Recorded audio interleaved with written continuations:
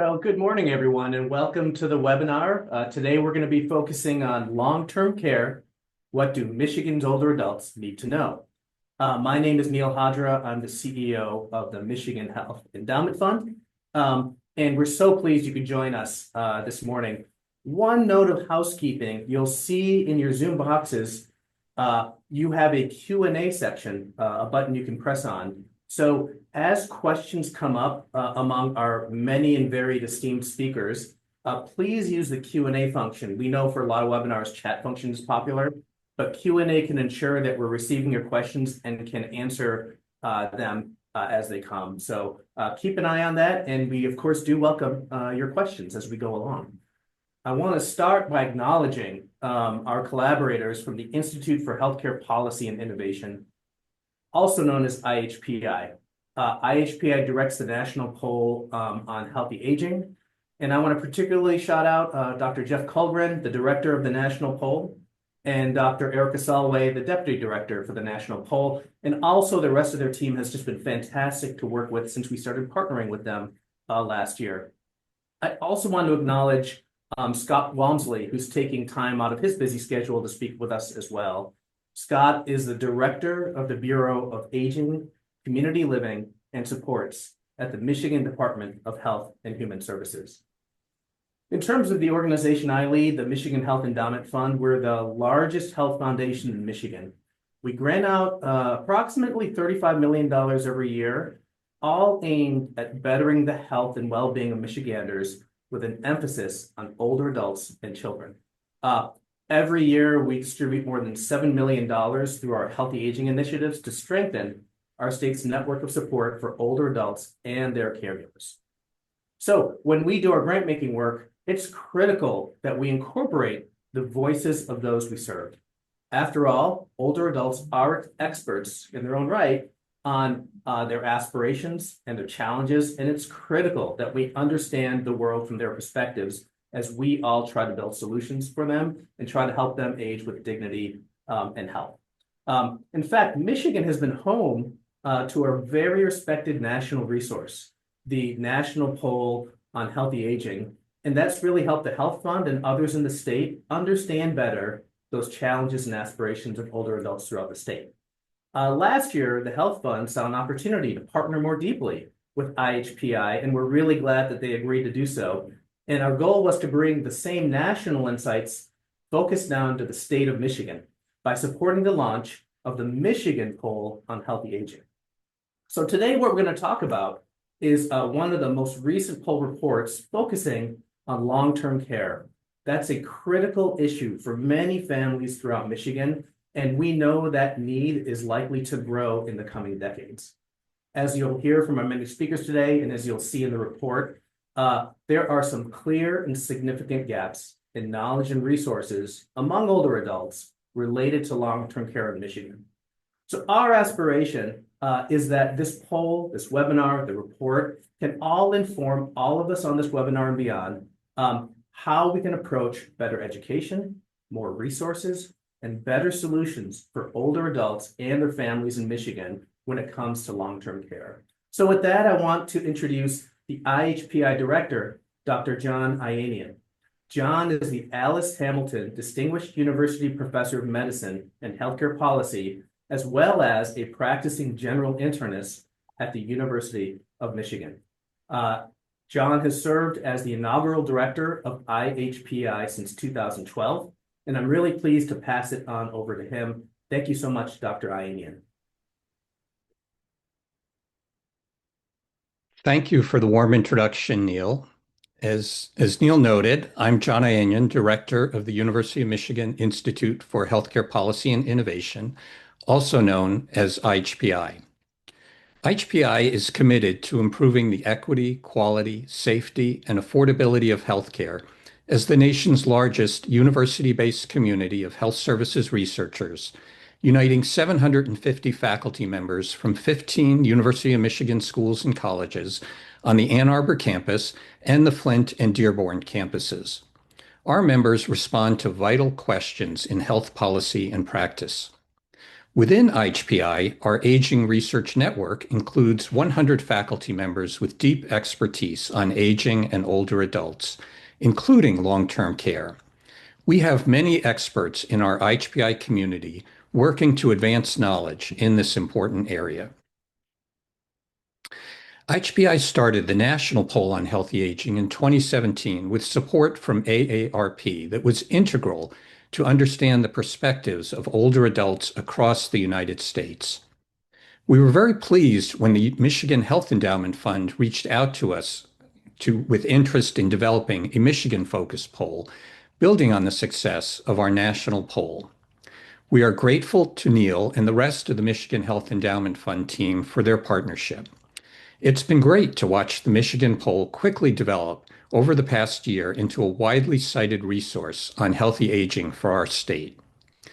We have some great speakers you will hear from today, including Jeff Kullgren, the poll's director, Anna Montoya, an IHPI member and long-term care expert who collaborated with the poll team, along with another IHPI member and long-term care expert, Julie Bynum, on this report, and Scott Wamsley, who directs the Bureau of Aging, Community Living, and Supports at the Michigan Department of Health and Human Services. Dr. Jeff Kullgren is the director of the National Poll on Healthy Aging and the Michigan Poll on Healthy Aging. He is also the Kuchi Memorial Research Chair and Associate Professor of Internal Medicine at the University of Michigan, and a research scientist in the Center for Clinical Management Research at the VA Ann Arbor Healthcare System. Dr. Anna Montoya is a geriatrician and the medical director of subacute services at Michigan Medicine. As a clinical associate professor of internal medicine at the University of Michigan, her research examines health system performance for older adults, with an emphasis on health disparities and infection control in skilled nursing facilities. Scott Wamsley is the director of the Bureau of Aging, Community Living, and Supports at the Michigan Department of Health and Human Services. He oversees the general operations of the Bureau, including oversight of Medicaid long-term care services and non-Medicaid programs and services for older adults and caregivers under the Older Americans Act and Older Michiganians Act. He's worked at MDHHS since 1996. And now I'll turn to Dr. Kullgren to lead the presentations. Thank you.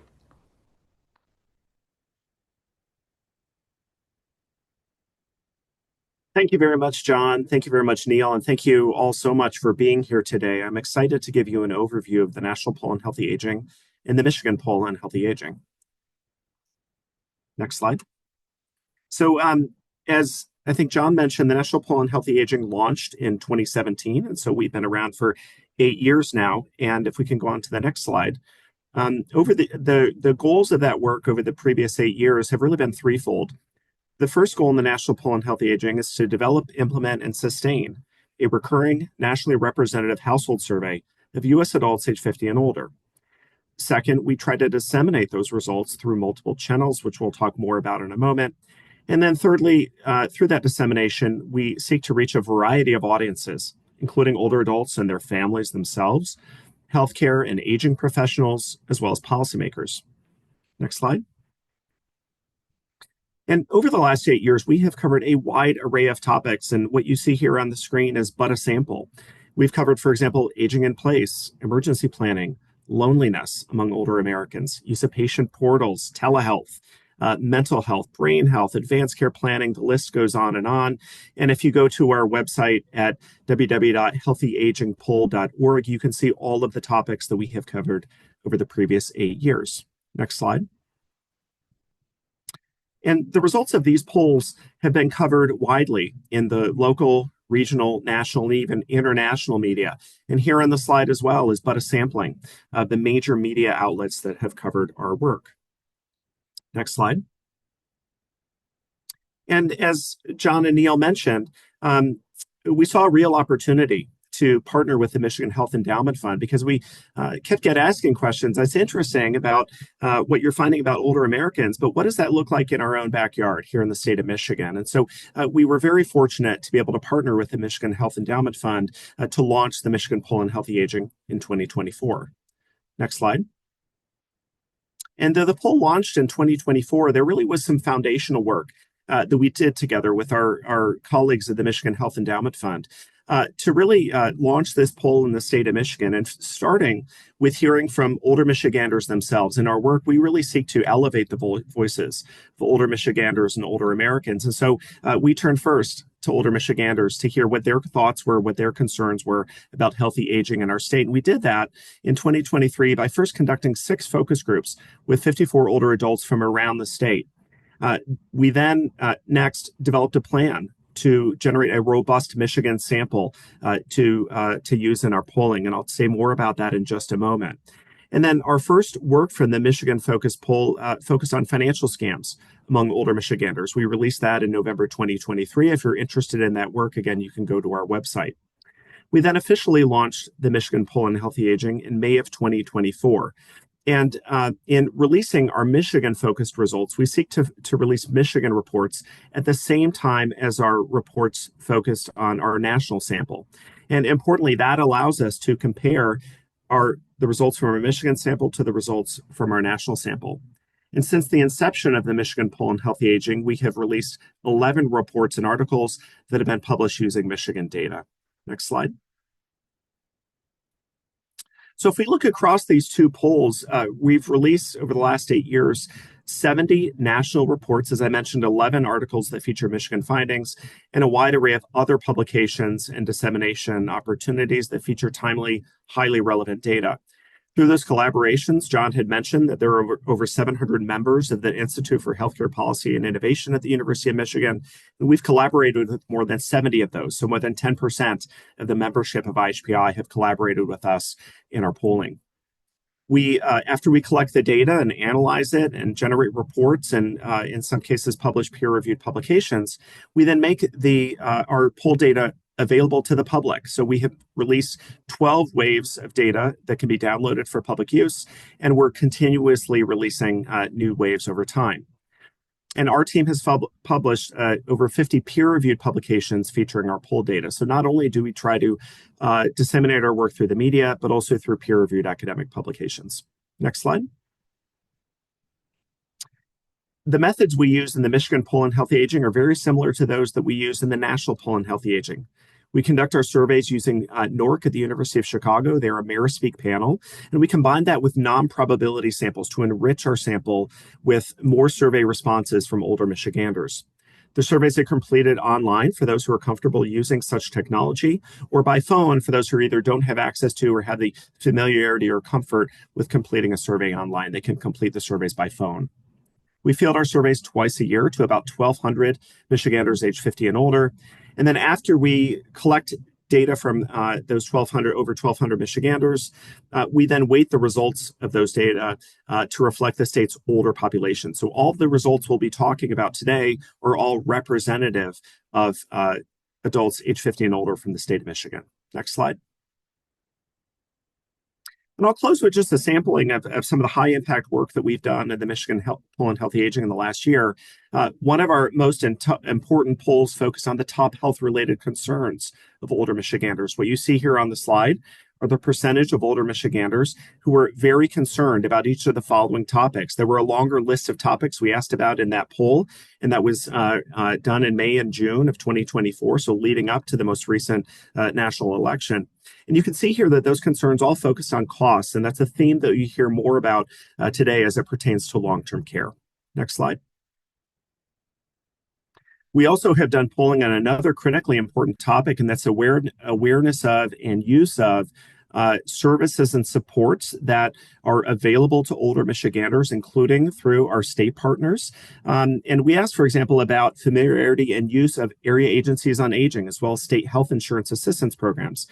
And there we found that indeed many older Michiganders have are aware of and have used such services, but too many Michiganders have not yet heard of them and are not familiar with them. And so this is our results of a poll that I think identify some really critically important opportunities to get the word out and to reach more older Michiganders to make them aware of services and supports that could be helpful to them and their families.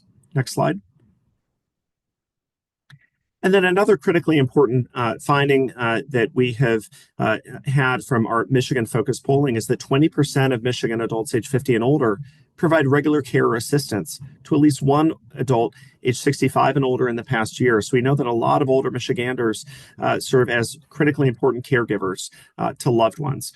And so that's something that we will be talking about now as we transition into, if we could go to the next slide, and focus on older adults' views on long-term care, which I'm going to turn it over now to my colleague, Dr. Anna Montoya, who led this work.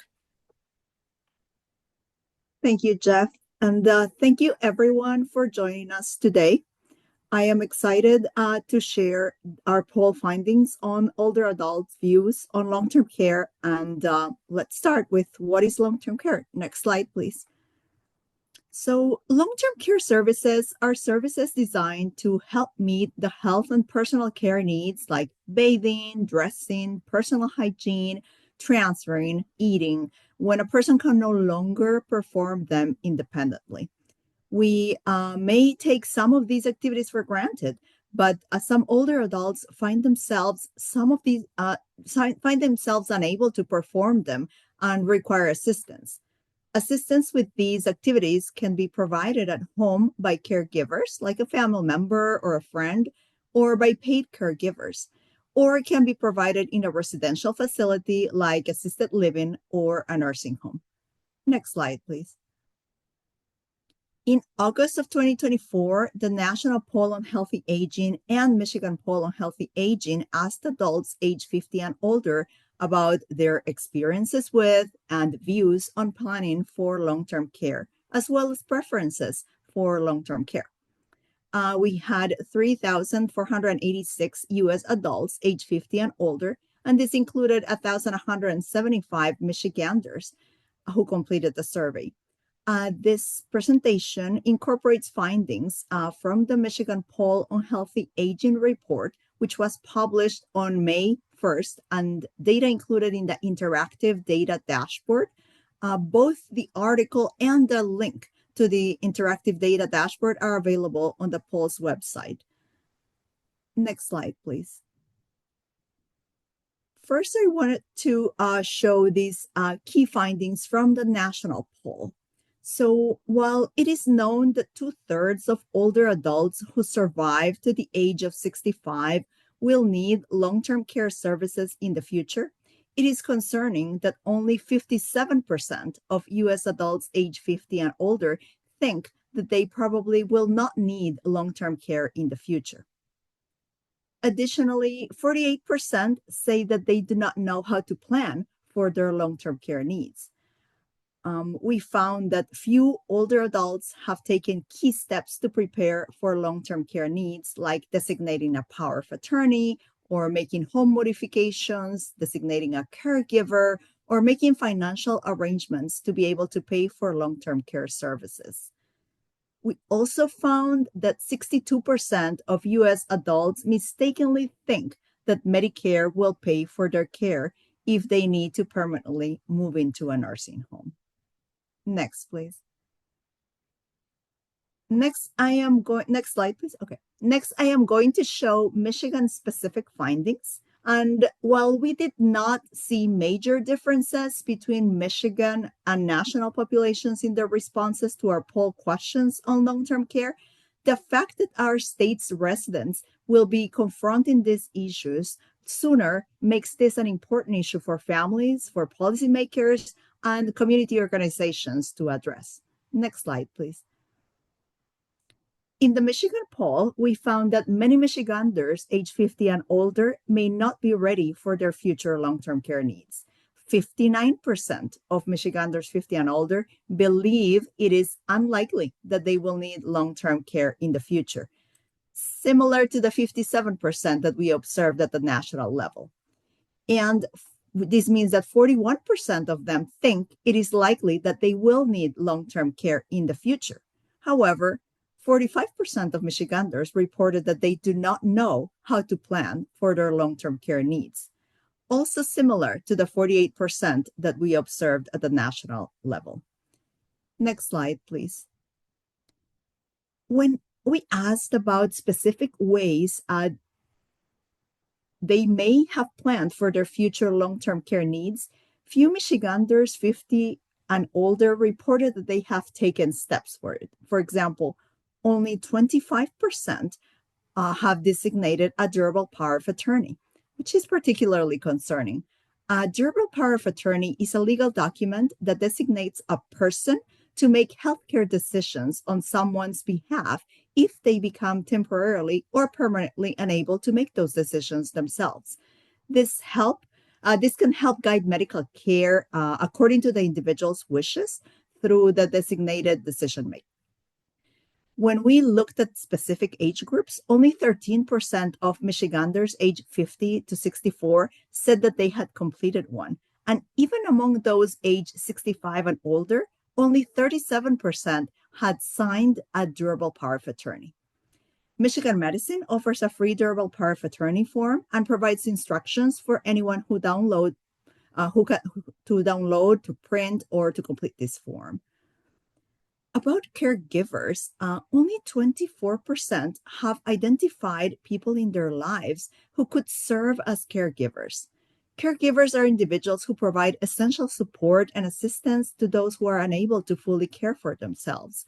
Their role really can encompass a wide range of duties, from helping with daily activities and medical needs to providing emotional and social support, ensuring the well-being and quality of life of those they care for. We also asked about home environment. Only 17% have made home modifications to help age in place. Home modifications involve making changes or adaptations to a living space to enhance accessibility, safety, and comfort, especially for individuals with mobility challenges. These modifications can include installing grab bars, widening doorways, or adding ramps, allowing individuals to maintain independence and improve their quality of life within their own homes. Lastly, only 7% have bought long-term care insurance, which is a type of coverage designed to help pay for services and support needed by individuals who require extended care. This insurance can cover expenses such as home care, nursing home care, or assisted living, providing financial protection and peace of mind for patients and their families, although it can also be costly. Next slide, please. We also found that half of older Michiganders have not taken at least one of these steps to prepare for their future long-term care needs, which is very concerning. And 50% said their need for long-term care was too far off to make plans for it. Many of these adults belong to the so-called sandwich generation and are simultaneously caring for their aging parents while supporting their own children, all while needing to plan for their own future needs as they age. In addition, overall 43% have not talked about their long-term care plans or options with anyone. And when looking at specific age groups, 46% of individuals aged 50 to 64 and at least a third of adults 65 and older have not discussed their long-term care plans with anyone. Again, this is particularly worrisome since they're closer to needing these services. And just 4% of adults age 50 and older have talked with a healthcare provider about their long-term care plans. Next slide, please. When asking about long-term care setting preferences, we found that 55% said their preference was receiving long-term care in their own home with a family or a friend caregiver. 17% said their preference was to stay in their home with paid caregivers. And far fewer, less than 7%, said that their preference was to move to an assisted living facility or a nursing home. These preferences could be driven in part by concerns that many have reported about nursing homes, ranging from quality of care, cost, and loneliness, among others. Next, please. When asked who they thought would pay for long-term care, we found several misconceptions. 58% think that if they needed to permanently move into a nursing home, Medicare would pay for it. which the program does not do. Medicare covers for short rehabilitation stays in nursing homes, usually following a hospitalization, but not for long-term care. 45% said they or their family would pay for their own personal financial resources. 33% said that Medicaid would pay for it. And in reality, Medicaid is an important payer in the long-term care sector, covering costs for 60% of the state's nursing home residents. However, it is only available to individuals with low income and limited assets. Next slide, please. We also asked for confidence paying for long-term care. The majority of people age 50 and older said that they're not confident they can pay for long-term care services. 50% of Michiganders age 50 and older were not confident they could pay for long-term care in their home. 59% were not confident they could pay for care in an assisted living facility, and 64% were not confident they could pay for long-term care in a nursing home.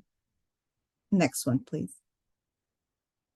So, what are the implications of these findings? In summary, the poll found that many older adults, 50 and older, do not think that they will need long-term care and may not have taken steps to plan for it, whether they feel the need for long-term care is too far off to plan for it, or they just do not know how to plan for it. So for older adults and their families, they can take proactive steps to plan for their future long-term care needs, like completing a durable power of attorney form, identifying potential caregivers among the people in their life, making home modifications to help them age in place, purchasing long-term care insurance, looking into or visiting assisted living facilities or nursing homes. For healthcare providers can talk to their patients about their future long-term care needs, particularly for individuals with specific impairments that might make them more likely to require long-term care services sooner. Healthcare providers can help with advanced directives and provide resources to assist older adults on long-term care planning. Providing durable power of attorney information and forms on health system websites can enhance access, increase their utilization, and facilitate the completion of these forms. Also, some health systems find opportunities to start these discussions and share this information during patient interactions, such as when patients are scheduled for procedures.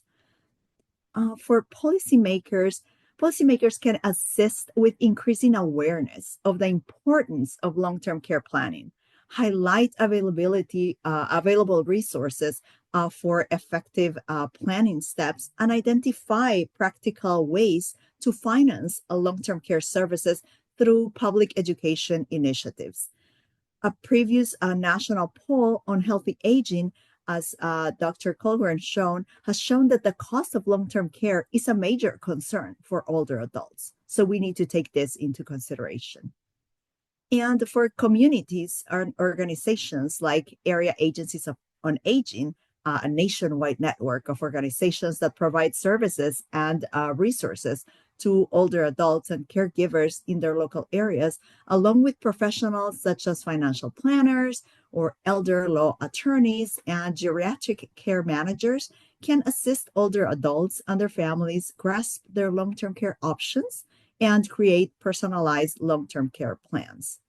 So, in summary, by engaging with these organizations and professionals, patients and families can develop long-term care plans that ensure access to essential supports and services when needed, and enhance independence and quality of life, and lessen the financial impact of long-term care.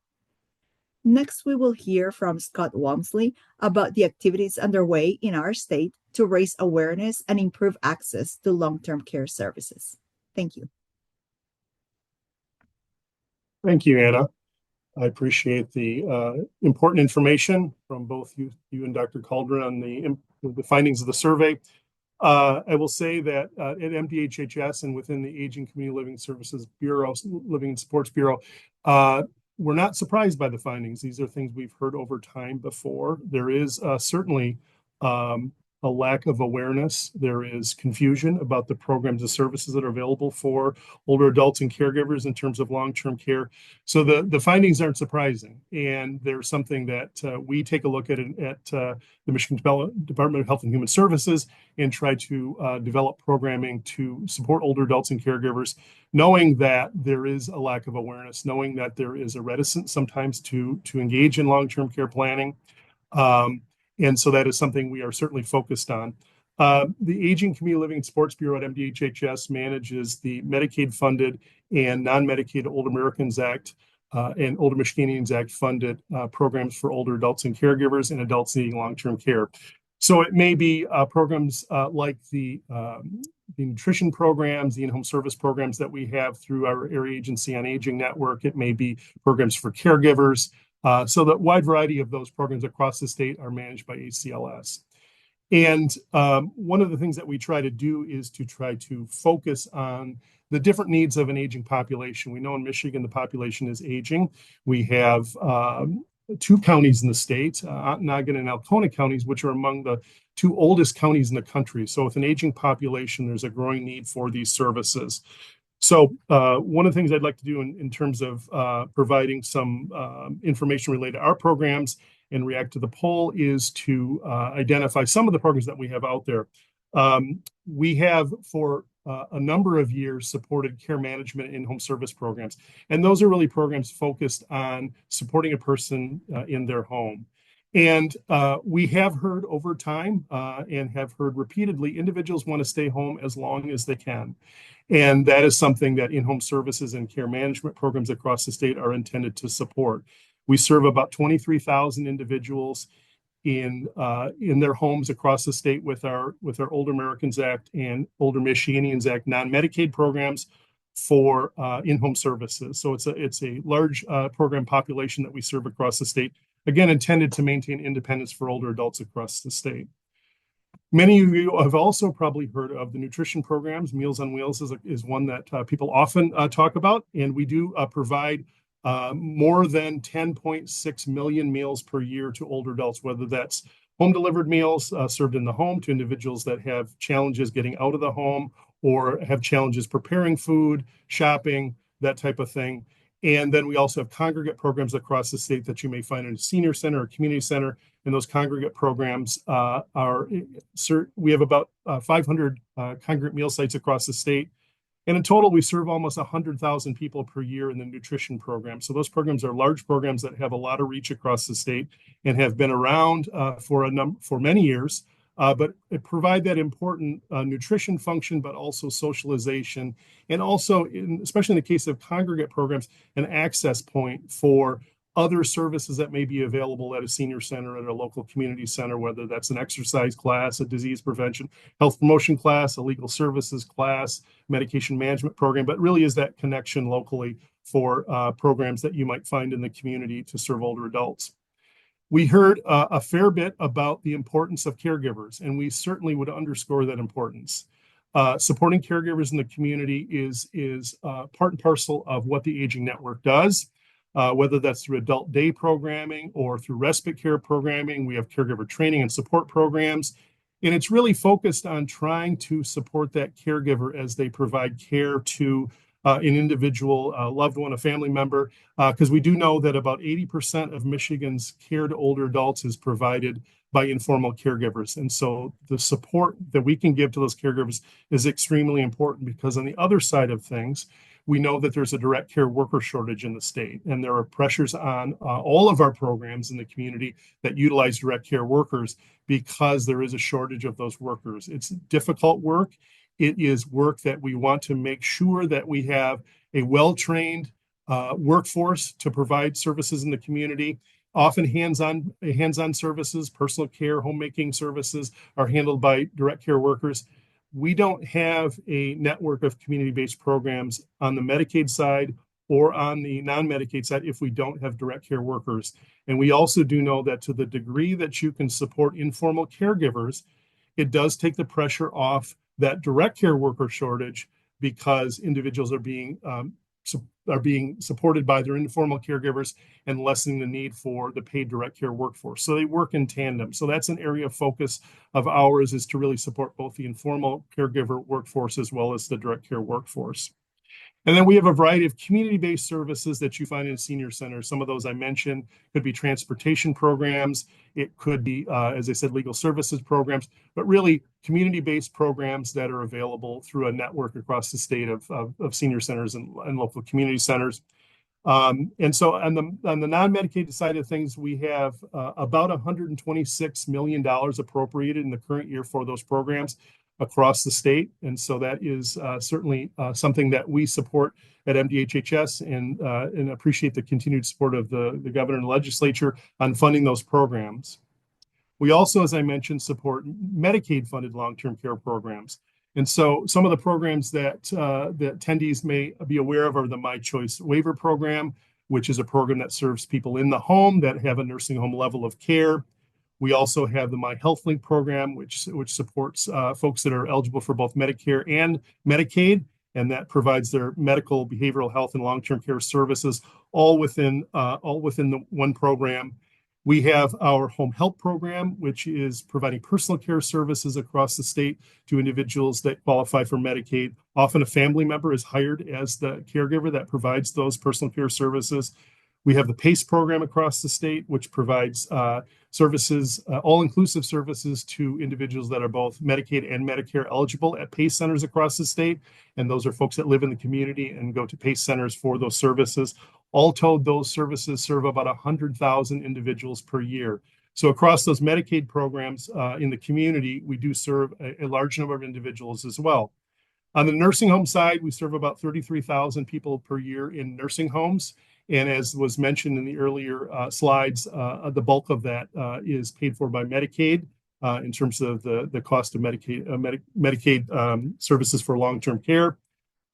On the long-term care side, we have about $4.2 billion appropriated for Medicaid-funded long-term care, and about 60% of that is for nursing facilities, and the remaining $1.8 billion is for those Medicaid-funded long-term care programs. One of the important points that was raised, and one of the things I mentioned earlier, was the confusion about the awareness of long-term care programs, and the importance of awareness and understanding to be able to plan for your long-term care. Because one thing that we do see is often long-term care decisions are made at a point of crisis. And when they're made at a point of crisis, your time to make decisions, your options that you have available to you shrink. And you have to often make decisions quickly, and you may not be able to look through what are the continuum of options that you may have, because you're dealing with a crisis. So it may be a fall, it may be a hospitalization resulting in, as was mentioned by Anna, it may be a hospitalization that follows with a short stint for rehab in a nursing facility. And then the question is, where do you go from there? What are the supports when you go back home? So one of the things we're working on, and have put a significant portion of our home and community-based ARPA funding, which is federal funds the state has earned for expanding HCBS programming, is a long-term care education and awareness campaign coupled with an options counseling program. So for many years, we've heard about the importance of options counseling. People don't know what their options are. They want to know what's available to them. They want to understand the programs that are available to them. And that's certainly something we've heard and want to try to support, is providing those options in a way that individuals can hear about all the options available to them and can identify what works best for them. But what we've done is we've coupled that effort with a long-term care information education campaign, so that people can start thinking about long-term care. We can try to get people to thinking about their long-term care needs ahead of those crisis points, and do so earlier, do so when there's an ability to say, what are the things that I can do ahead of maybe needing more intensive services. So whether that's looking at your housing situation, is this house going to work for me in 20 years if it has 3 sets of stairs and has a set of stairs to get into the front door? Is that something that's going to work for me when I may not be able to navigate those stairs? So looking at those type of things, doing the financial planning. There's a wealth of information out there about long-term care financial planning. So those kinds of things early on to get people thinking. also thinking about what programs are out there, as I said, whether it's for themselves down the road or whether it's for a parent who you may notice might need some supports, and trying to get those supports started in the community ahead of when intensive services have needed. So this long-term care information and education campaign and options counseling service is one that we're really excited. We plan to launch this summer. And so that is something that we are excited about, and we think will be helpful in trying to raise awareness to try to combat some of the challenges you see in the data from the poll, that people just don't understand. They don't want to plan. They don't understand how to plan. They don't understand what is out there for them, and dispelling those notions that, say, Medicare pays for your nursing facility stay. So there's a lot going on at MDHHS. I appreciate the work of both the Health Endowment Fund and the National and Michigan poll, as these are important findings, important research for all of us, and certainly for us at MDHHS. And at this point, we're going to start a question and answer session. I'm going to turn things over to Kara. Thank you so much. That was fantastic to hear from you. And thank you to our speakers about the poll. And my name is Kara Gavin. I'm with the IHPI communications team. And we were so grateful to get questions ahead of time and during this webinar from our audience. And we really keep them coming in the Q&A section if you're watching this live. We will have a recording available later. If you are unable to stay on, or you want to share this with someone, please know that that will be available to you. And also, I want to make sure that everyone understands that we received so many questions, we can't possibly address them all, but we're trying to bundle them together. So if you don't hear your exact question asked, know that we've considered it. Maybe we've teamed it up with some other questions to try and get at some of these key things that people are asking about. We had a wonderful question that people wanted to know a piece of advice that each of our panelists might give to the baby boomer generation. So that's folks right now from their early 60s to just about 80, and maybe that sandwich generation that you mentioned. So I'd love to start with Dr. Kullgren. What's your best piece of advice given these findings to that baby boomer generation?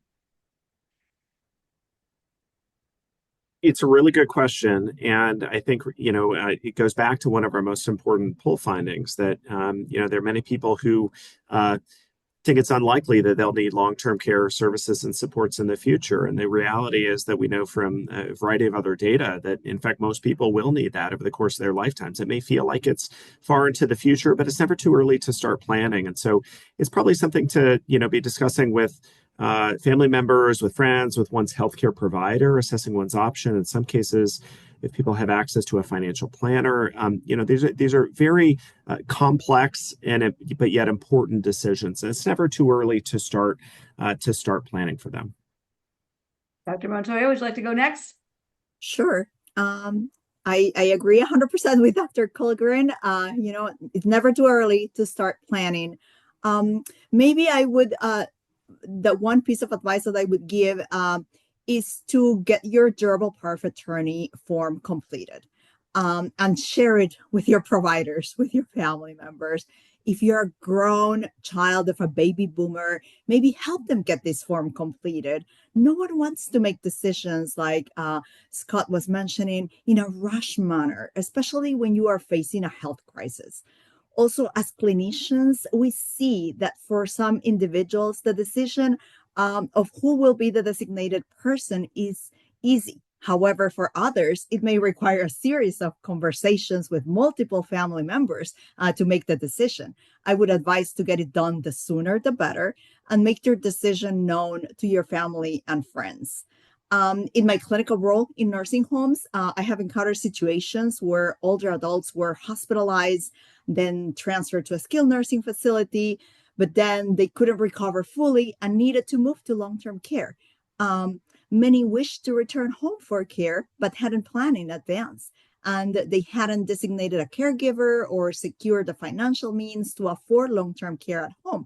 So ultimately, they had to exhaust their resources, then apply for Medicaid to secure a long-term care bed in a nursing home. So really, with better planning, the outcome might have been different. So again, I urge everyone to get your power of attorney form and start planning the sooner the better. Thank you so much. And Mr. Wamsley, what's your piece of advice? Yeah.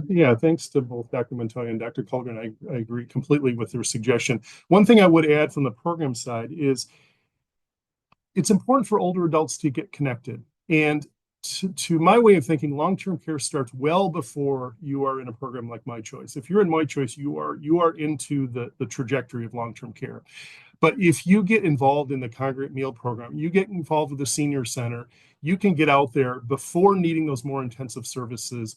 You can, as part of that socialization, learn about the programs that are available, understand where your trajectory may go as you get older, and you are not caught off guard because, as I mentioned, making decisions at a point of crisis is really challenging. So I would suggest that for older adults, 50, 60 and over, start getting involved in programs out there already, well before you need those more intensive long-term care services.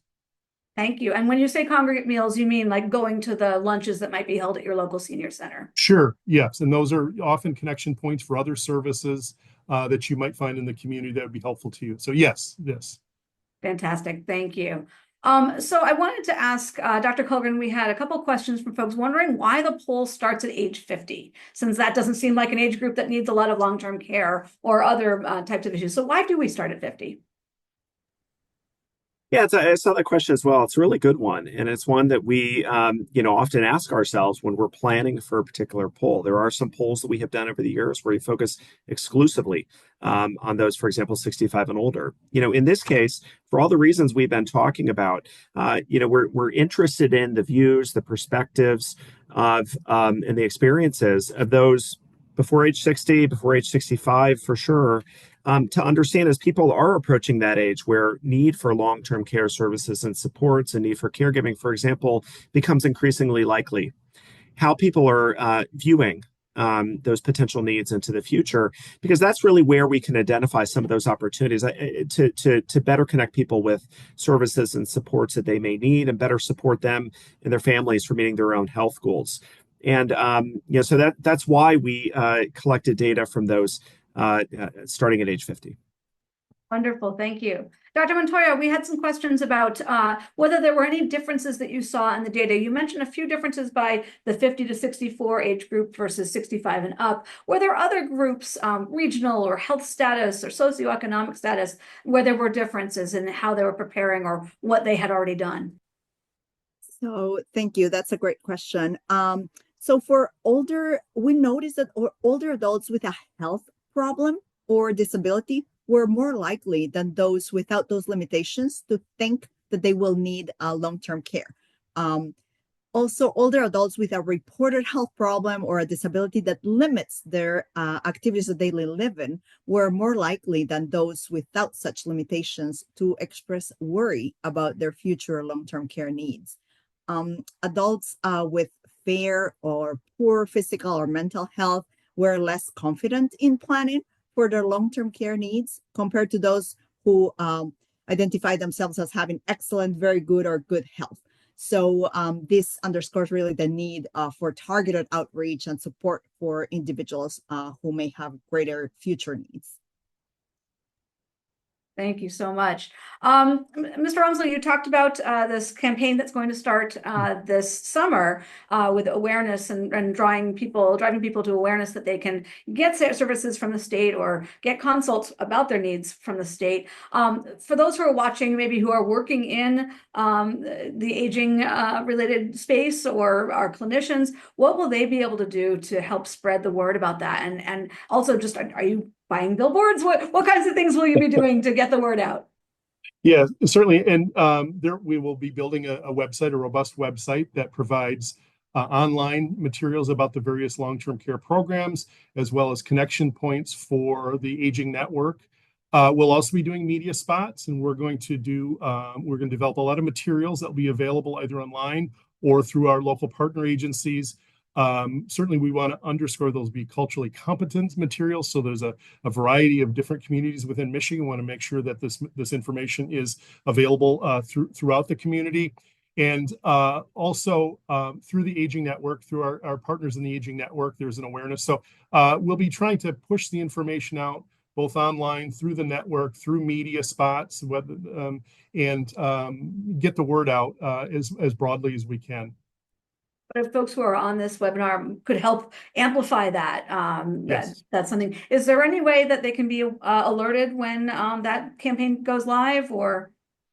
Yeah, we can certainly make folks aware of that. Yeah, we can look at ways to do through our normal communications, make sure people on our listservs, et cetera. Right, so you can go to your agency website and join the listserv there. Yep. Wonderful, thank you. And I believe in the chat, we've been sharing links to your agency and some other resources as well.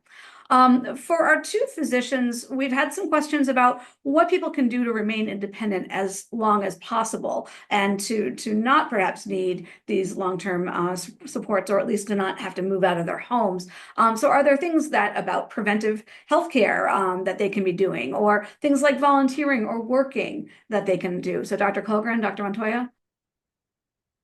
Yeah, maybe I can start, and I think our clinical backgrounds complement each other well. I provide primary care at the VA Ann Arbor healthcare system, and so this is a conversation I have a lot with my patients. And similarly, I would encourage individuals who are asking that very good question and thinking about themselves, thinking about their loved ones. I would encourage you to ask your physician that very question, because everybody's situation is a little bit different. But without question, the extent to which people can engage in healthy behaviors, try to be as physically active as possible, try to eat well, try to keep good control of one's chronic conditions. And again, that's going to look different for everybody, depending on their current health status and health limitations and challenges. And so that's a very good question, but I would encourage you to really focus on prevention, healthy behaviors, and working with your physician to figure out what steps would be right for you. And I probably would add for older adults, I'm a geriatrician. So for our older adults, really this importance of exercising regularly, really activities that are low impact, like walking, yoga, swimming, to improve strength, balance, overall fitness, really. Go to your regular checkups, stay up to date with your medical appointments, help with your screenings to monitor and manage any health conditions that you may have. Other things that you can do is to avoid risk, maybe home safety and modifications. It's important to declutter the home. There's lots of tripping hazards, unfortunately, like loose rugs or exposed cables that we can get rid of. Maybe install some safety features, as you're going to be needing them in the future. So grab bars in the bathroom, improve your lighting, maybe consider stair lifts or ramps if you think you need it. And very important to stay socially engaged. So connect with your loved ones, join clubs, join groups, and as a person interested in dementia, I would say mental exercises. Engage in activities really that challenge your brain, like puzzles, reading, learning new languages, new skills, and help with your stress management, things like maybe meditation or yoga. Great. And actually, on that same note, we had questions about the social interaction that someone might get if they did move proactively rather than after a crisis to assisted living. And is there a possibility of having more social engagement there, or is this something that you might recommend people look into earlier rather than later? Absolutely. Our older adults, unfortunately, because of their own physical limitations, sometimes refrain themselves from getting out of the house. Sometimes they're just alone at home. They do not interact with a lot of people. Assisted living could, looking into that and could reinforce or provide an environment where you can interact with people in the assisted living or in the nursing home as well. There's activities that are that take place in those facilities as well. But in general, connect with whoever you can, family members, friends, join clubs. Some common interests are really important things that we can do. Thank you. Mr. Wamsley, we had some questions about Medicaid eligibility and also folks who maybe have had Medicaid because of a disability but are now getting into Medicare years. Also, just sort of what's available on the web already, even before the launch of this new portal that you're mentioning. So maybe you could talk a little bit more about who's eligible and especially those maybe who are disabled before the Medicare age. Yeah, certainly, and Medicaid eligibility can be confusing. It can be challenging to understand. We do have local MDHHS offices that do a lot of the Medicaid eligibility determinations. And so, that's a starting point. We have tried and been successful over the last couple of months to work on expanding eligibility within Medicaid to increase the asset limits on Medicaid. So it's a little easier to get in now.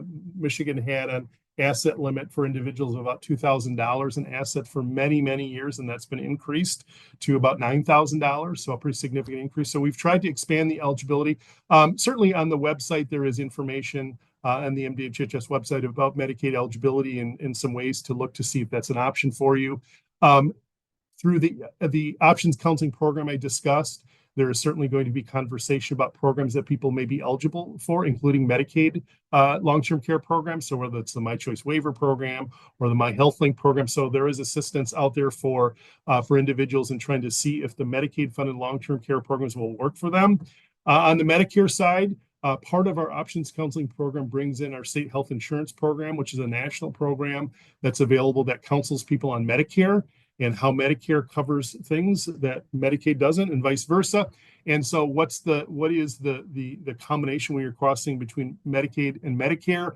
That SHIP counseling that is going to be offered through our options counseling program and currently is available as well under the SHIP program. It's just not coupled with the broader options counseling. That is an important way to learn about your Medicare coverages. So there is options out there. The Aging Network is pretty skilled in Medicaid eligibility. So for example, we have a pilot program for our My Choice Waiver program that allows for presumptive eligibility through our My Choice Waiver contractors across the state. And so they're going to look and see, is somebody likely to be Medicaid eligible? Can we get them into the program earlier while we're working through that Medicaid process? And so we're trying different ways, whether it's to expand access or whether it's to try to bring people in a little earlier than with a presumptive eligibility program to see if Medicaid will work for them. So there's a variety of ways that we try to make the Medicaid system something that people can navigate. But it does have some complexity to it. Sounds like it. We've also had a lot of questions about finding trustworthy information. And I know we don't have any financial counselors on this webinar, but this idea of, can we trust, where do we find trustworthy information about the financial aspect of saving for, preparing for, buying insurance for long-term care needs? Would any of you have some resources that you could recommend? Well, off the top of my head, a couple of resources on the financial side. Certainly, the Department of Insurance and Financial DIFs, financial services. Sorry, lots of acronyms in state government. So that department does have a lot of information available on navigating some of the financial side of long-term care. Certainly, AARP also has a lot of resources, and they're certainly a partner in the Aging Network that provides trusted information. So there are resources out there to try to help navigate the financial side, but those are two that come to mind. Any others, Dr. Montoya, from your experience working in long-term care facilities?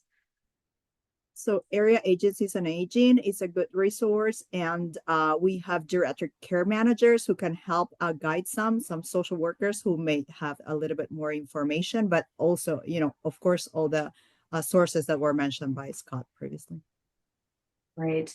And also looking at questions about folks finding reputable places if they are looking to move into long-term care or assisted living facility. What are some good ways to know what the quality ratings are, the safety of those facilities near you? Are there, I know, Dr. Kullgren, you've looked at physician ratings and things like that through your research, but there are also ratings online that people can find. Maybe Mr. Wamsley, you could address that.